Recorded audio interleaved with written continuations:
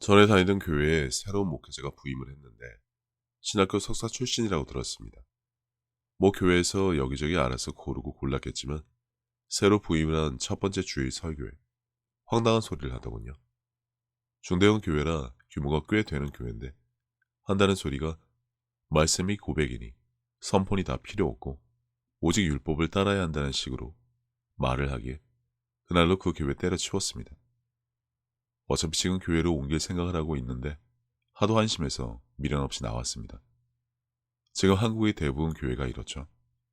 배운 게 도둑질이라고 신학교에서 배운 것으로 교회 운영하는 건 뭐 직업이니 그렇다 치더라도 최소한 성경을 읽기는 했나 싶은 생각은 들지 않게 해야 하는데 이걸 듣고 아멘하고 살아야 하는 신자들의 삶에 대한 책임감은 애시당초 찾아볼 수 없습니다.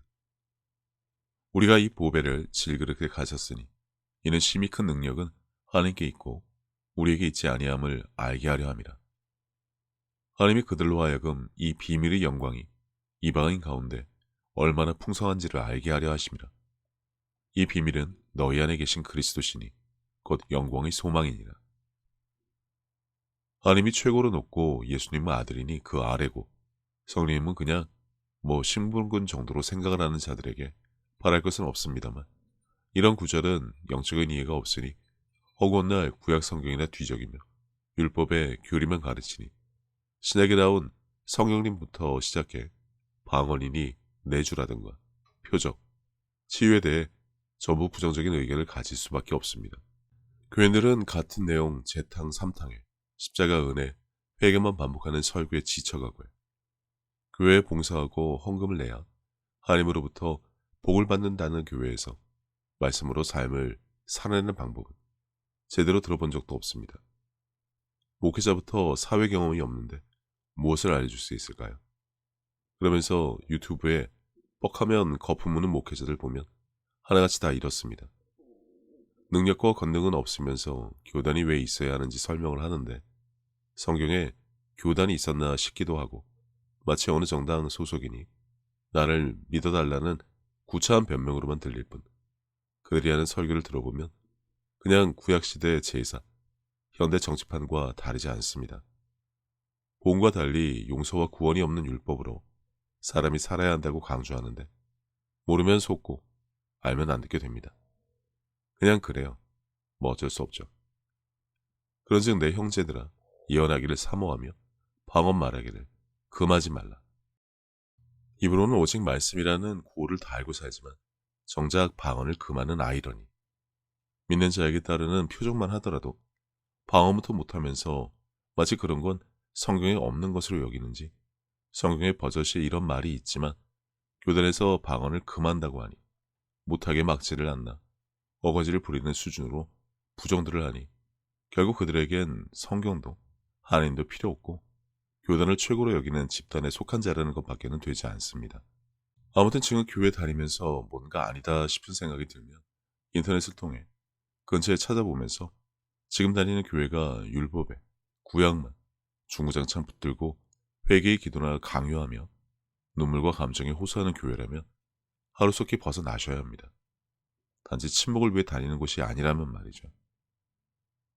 갑자기 예수 이름을 사용하는 방법을 나누고 싶어졌는데 신약에서 예수님이 하신 말씀 앞에 예수 이름으로 명한다, 명하니 뭐 편하게 붙이고 그대로 말하면 됩니다. 베드로가 아주 좋은 예를 보였죠. 나사렛 예수 그리스도의 이름으로 일어나 걸으라. 예수 이름으로 명하니 두려움과 근심 걱정을 주는 악한 영들은 떠나가라와 같이 무궁무진하게 응용해서 사용할 수 있습니다. 이름을 사용할 수 있는 권리를 주신 것은 성경에 있습니다. 그 이름의 권세도 성경에 있습니다. 구약과 율법주의 목회자들은 부들거리며 뻔히 있는 말씀을 가르치지 않습니다. 예수님은 대상과 상관없이 잠잠하라, 조용하라 말하시면 그것들이 순종을 했습니다.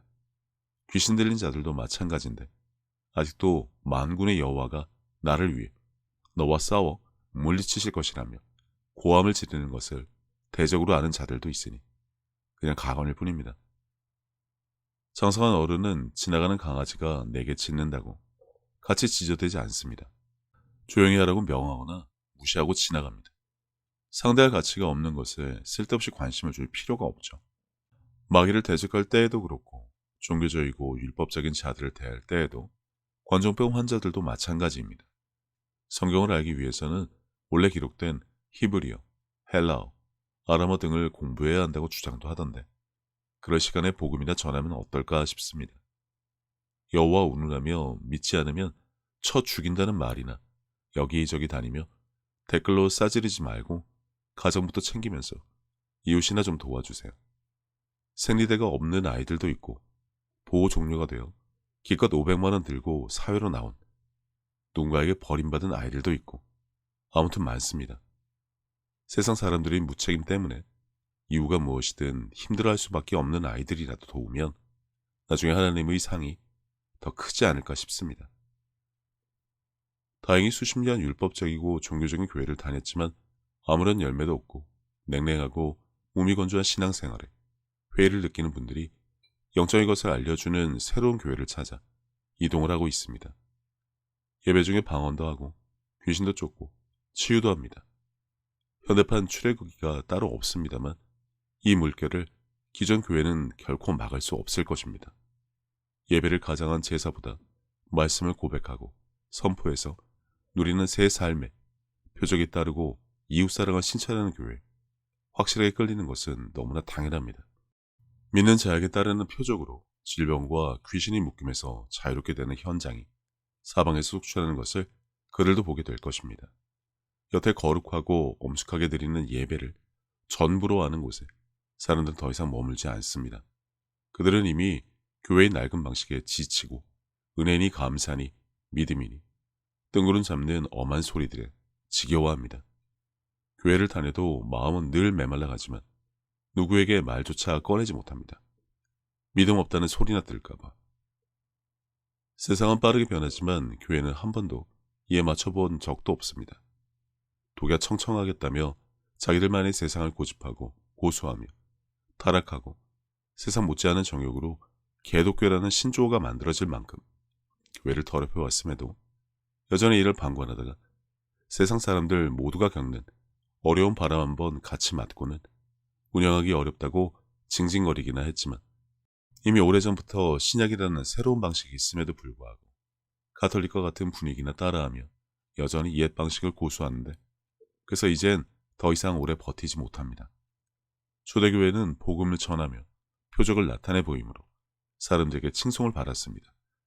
현대교회는 복음도 무디고 표적은 흔적도 없고 개독교회란 소리나 듣고 누가 이렇게 만들었을까요?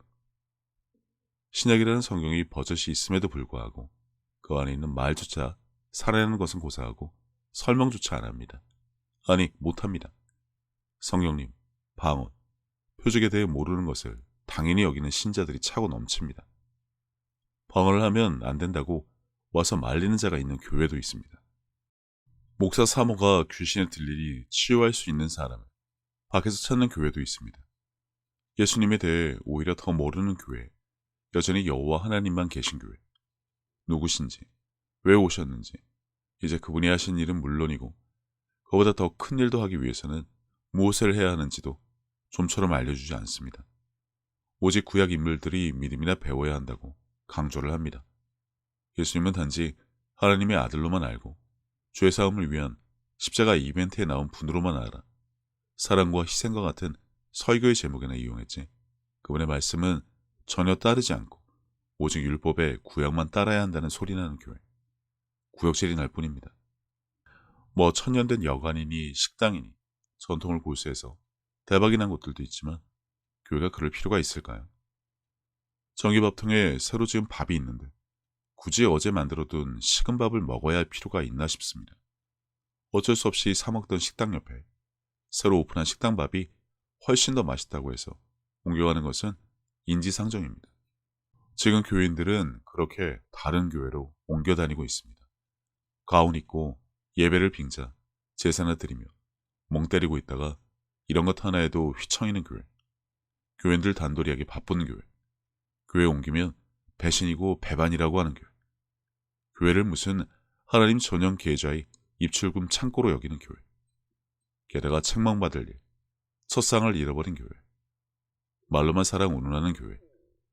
하나님은 사랑이시니 사랑이 없는 교회라는 손가락질을 세상으로부터 받는 교회에는 하나님이 계시지 않는다는 말과 같고, 그러면 당연히 하나님과 하나이신 예수님도 계시지 않는 교회, 소 잃고 외 한 칸 고치지도 않는 교회, 쿼바디스 도미네, 이제서 주님을 어디 계신지 찾는 교회, 주님이 황당한 얼굴로 돌아보시는 교회.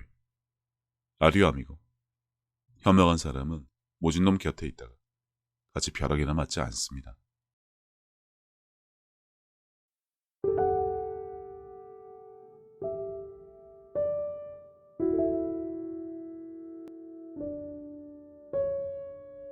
예수님께서는 내 마음을 다하고 목숨을 다하고 뜻을 다하고 힘을 다하여 주 너의 하나님을 사랑하라 하신 것이요. 둘째는 이것이니 내 이웃을 내 자신과 같이 사랑하나 보다 더 큰 계명은 없다고 하셨습니다.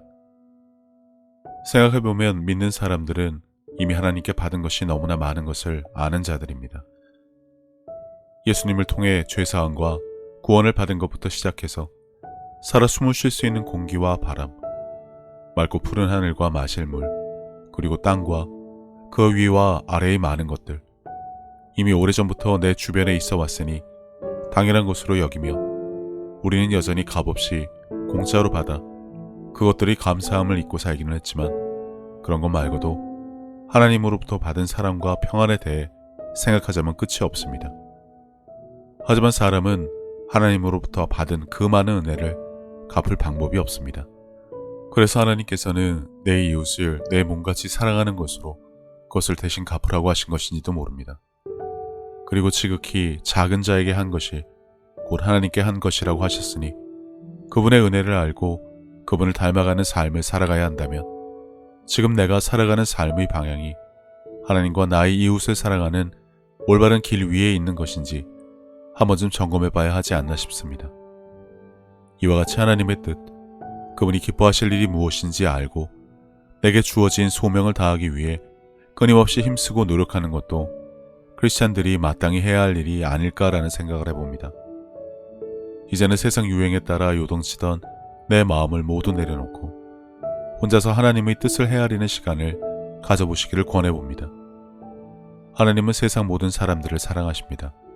그렇기 때문에 당신이 사랑받기에 마땅한 사람인 것처럼 당신의 가족도 이웃도 그분에게는 마찬가지로 소중한 자녀들입니다. 당신이 어려운 상황을 겪었을 때 하나님께서 당신의 삶에 관여하실 수 있도록 마음의 문을 열고 그분을 신뢰하며 동행하는 삶을 살아왔듯이, 이제 당신도 다른 사람들에게 먼저 다가가서 손을 내미는 귀한 삶이 되어주시기를 바랍니다. 예수님께서 주신 새 계명, 서로 사랑하라. 저도 늘 제 자리에서 최선을 다하여 섬기고 사랑하며 살도록 하겠습니다. 감사합니다.